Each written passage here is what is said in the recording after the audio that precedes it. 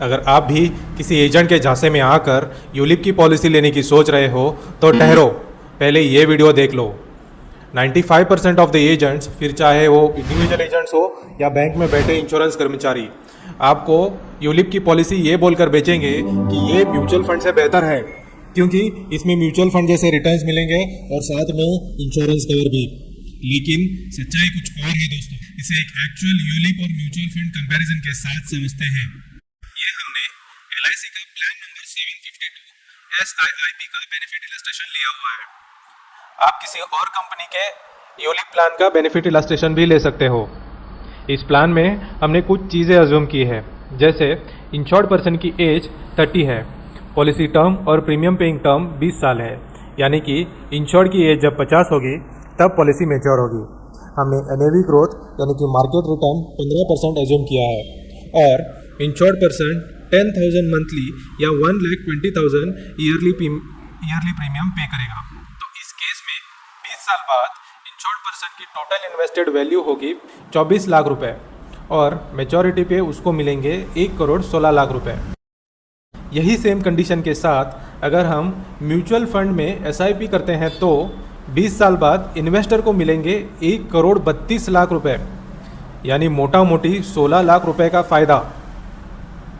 लेकिन आप कहोगे सर यूलिप में तो लाइफ इंश्योरेंस कवर भी मिलता है, उसका क्या? तो हाँ दोस्तों, ज़रूर मिलता है, लेकिन कितना? Only 10 times of your annual investments, यानी कि महज 12 लाख रुपए का लाइफ कवर। क्या इतना आपको काफ़ी है? बिल्कुल नहीं दोस्तों। तो let me give you a better plan.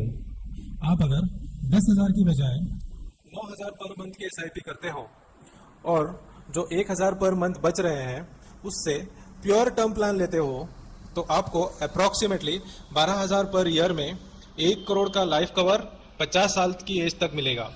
और जो आप 9,000 की SIP 20 साल के लिए करी उससे आपको 20 साल बाद मिलेंगे 1,19,00,000 रुपए।